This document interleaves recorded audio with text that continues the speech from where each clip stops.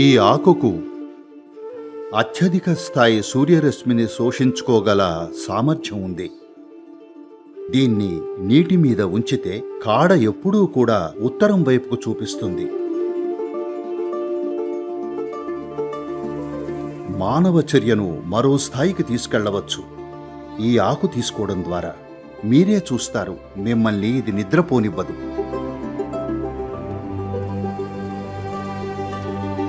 దాని కాడ ఎంత సునిశితమైనదంటే అది గ్రాహ్యతకు మార్గం కాగలదు.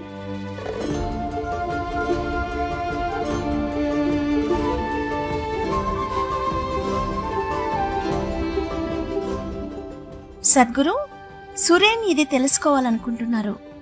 దేవతలకు తమలపాకులు అర్పించడంలోని ప్రాముఖ్యత ఏమిటి? ఓహ్, అంటే మీరు దాన్ని తినలేదన్నమాట. తెలుసా, కొంతమంది తమలపాకు మీద రాసిన మసిలోకి చూసి భవిష్యత్తు చెప్పేవాళ్ళు.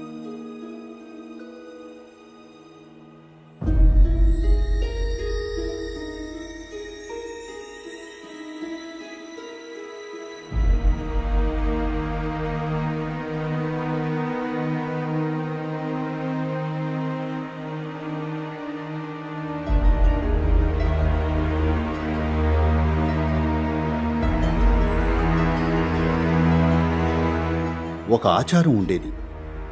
అదేమిటంటే, దీపపు మసిని తీసుకుని దాన్ని తమలపాకు మీద పూసేవాళ్లు. బహుశా మీలో చాలామందికి తమలపాకంటే ఏమిటో తెలియదేమో.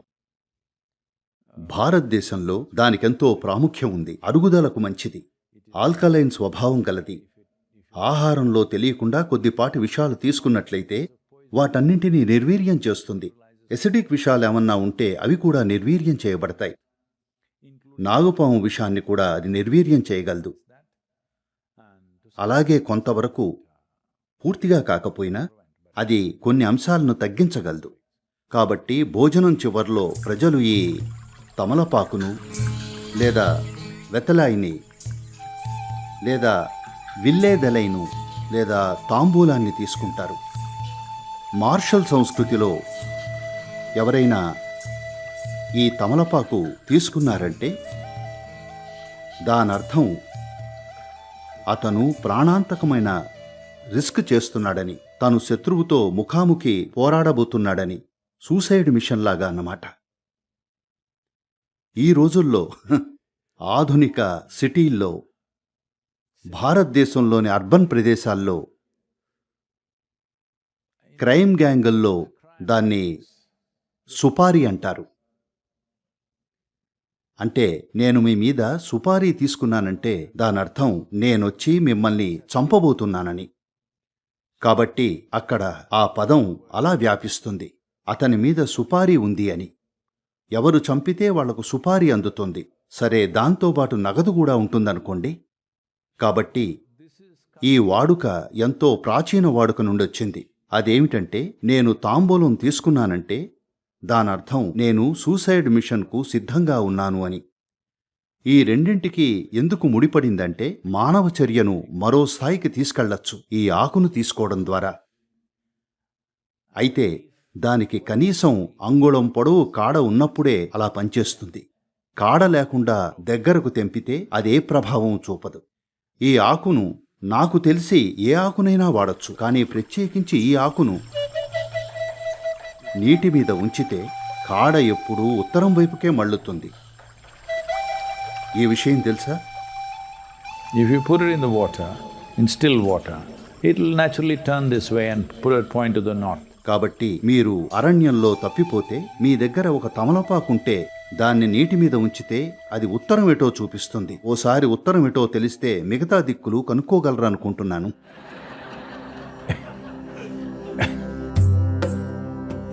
తమలపాకుకు ఇంకా గ్రహణ శక్తికి సంబంధం ఎందుకు ఏర్పడిందంటే, అదొక న్యూరలాజికల్ స్టిమ్యులెంట్ లేదా నర్వస్ స్టిమ్యులెంట్ అనొచ్చు. దాన్ని తింటే మీ నాడులు కొద్దిగా అలా అవుతాయి. మీ నాడీ వ్యవస్థ సంక్లిష్టతకు, నాడీ చర్యకు, అలాగే మీ గ్రహణ శక్తికి ప్రత్యక్ష సంబంధం ఉంది. మనిషి ఎన్నో విషయాలను మరింత గొప్పగా గ్రహించగలుగుతున్నాడు ఇతర ప్రాణుల కంటే. ఎందుకంటే మనం అత్యంత సంక్లిష్టమైన నాడీ వ్యవస్థను కలిగి ఉన్నాం.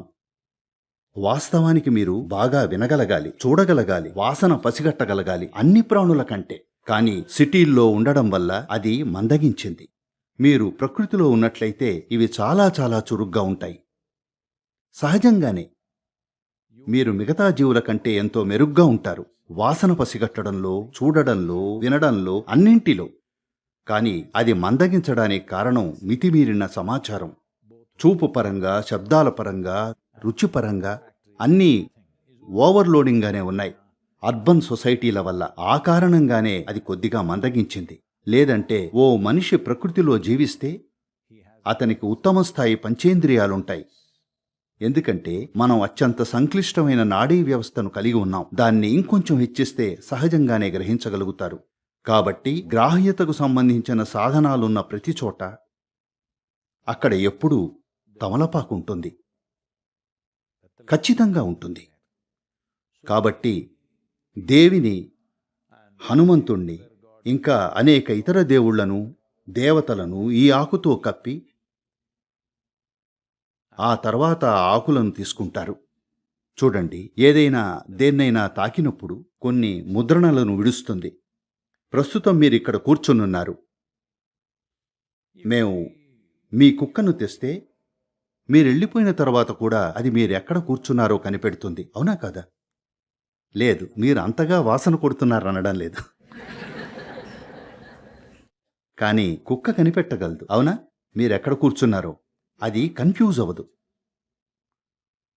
మీరెక్కడ కూర్చున్నారో దానికి తెలుస్తుంది. అంటే మీరక్కడ ఏదో విడిచారనే.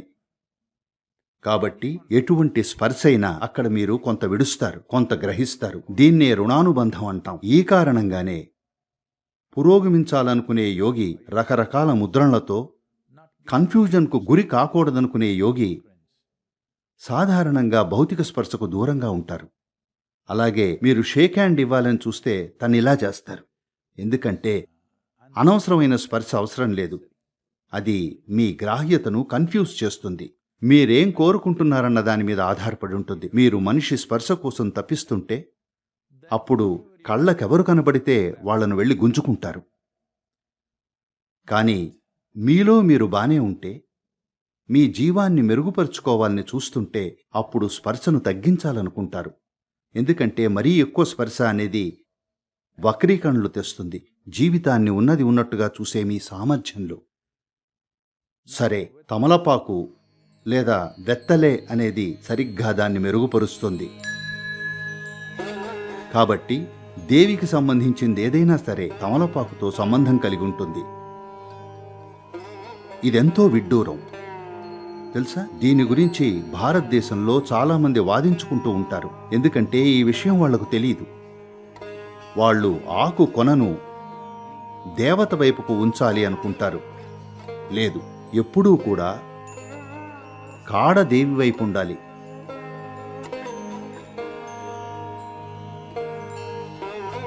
చూడ్డానికి మీకు సమర్పిస్తున్నట్టుగా ఉంటుంది, కానీ అదే నిజం. అది మీకోసమే.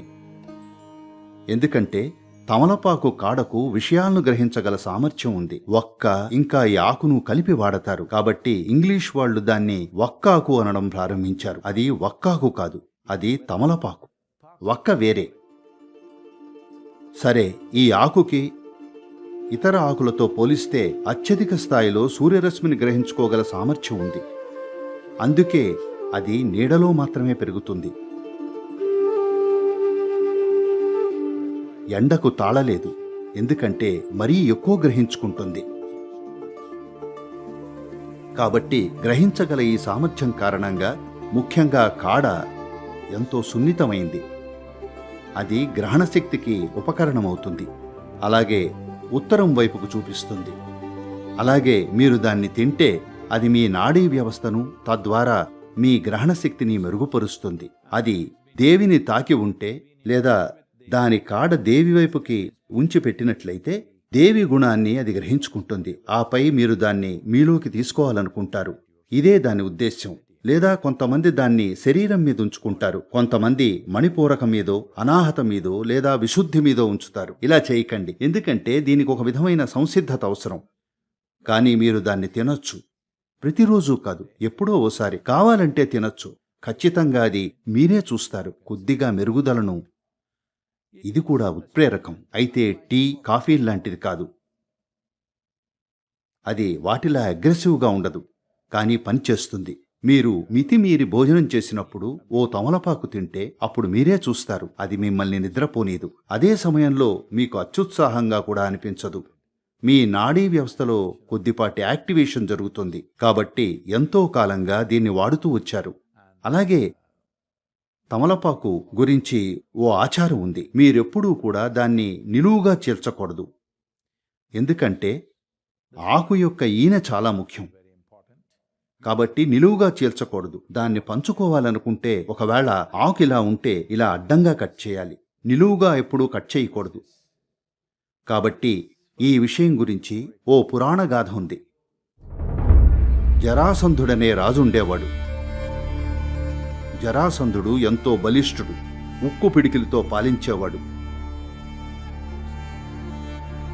అతను తూర్పు భారతాన ఉండేవాడు.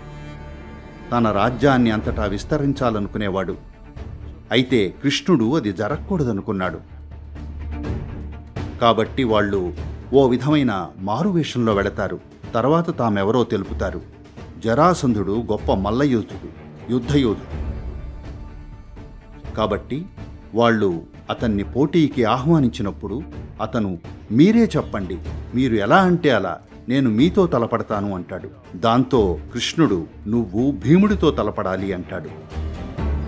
జరాసంధుడు భీముడితో సమానంగా బలం నైపుణ్యం కలవాడు కాబట్టి సరే అంటాడు. ఇక వాళ్ళు మల్లయుద్ధంలోకి దిగుతారు. ఈ పోరాటం 13 రోజుల పాటు సాగిందని అంటూ ఉంటారు. బహుశా రాత్రిపూట నిద్రపోయి ఉండొచ్చు, కానీ 13 రోజుల పాటు మ్యాచ్ ఒక కొలిక్కి రాకుండా సాగిందట.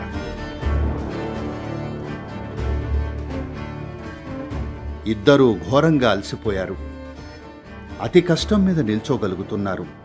ఇద్దరూ పూర్తిగా అలసిపోయారు, కానీ ఎవరూ ఓడిపోలేదు. అప్పుడు కృష్ణుడు కూర్చుని జరాసంధుడి వైపు చూశాడు. అసలేం చేసినా ఇతను చనిపోవడం లేదేమిటి, విషయం ఏమిటి అని అతన్ని పరిశీలించాడు. అప్పుడు కృష్ణుడికి తెలిసింది ఇతనికి ఓ వరం ఉంది. ఇతన్ని రెండుగా చీలిస్తే తప్ప చనిపోడని. కాబట్టి కృష్ణుడక్కడ కూర్చుని ఆకు ఒక్క తింటూ ఉంటాడు. ఓ తమలపాకును తీసుకుంటాడు. సరిగ్గా అప్పుడే చికాకుతో భీముడు కృష్ణుని వైపు చూస్తాడు. ఏం చెయ్యాలి, నా పని అయిపోతోంది. అతను చావడం లేదు, నేను విడిచిపెట్టను, ఇది అంతు లేకుండా సాగుతోంది, ఏం చెయ్యాలి అన్నట్టుగా. కృష్ణుడు ఓ తమలపాకును తీసుకుని నిలువునా చీలుస్తాడు.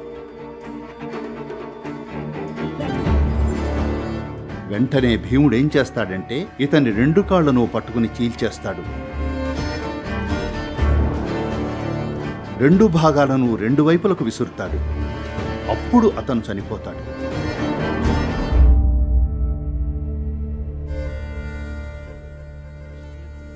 కాబట్టి తమలపాకును నిలువుగా చీల్చటం సరియైన పని కాదు. ఇళ్లలో అలా ఎప్పుడూ చేయరు. పంచుకోవాలనుకున్నా కూడా దాన్ని ఎప్పుడూ ఇలా సగానికి కట్ చేస్తారు. ఎందుకంటే బహుశా ఈ కథలోని సారాంశం, ముఖ్యమైన విషయం ఆకులోని ముఖ్యమైన భాగం దాని ఈనాన్ని చెప్పడమే కాబోలు. కాబట్టి ఎవరితో నన్నా పంచుకున్నప్పుడు వాళ్లకు కూడా ఈనె రావాలి. ఇలా తుంచితే అది మీకో లేక వాళ్లకో వస్తుంది, ఇద్దరికీ రాదు. దాన్ని ఇలా తుంచినప్పుడు ఇద్దరికీ ఈనెలో అలాగే ఓ విధంగా కాడలో కొంత భాగం వస్తుంది. కాబట్టి ఈ కారణంగానే తమలపాకు ఇంకా దేవికి సంబంధం ఉంది. ఎందుకంటే 2 గ్రహణశక్తి కోసమే, 2 మనిషి గ్రహణశక్తి పెంపొందించేవే.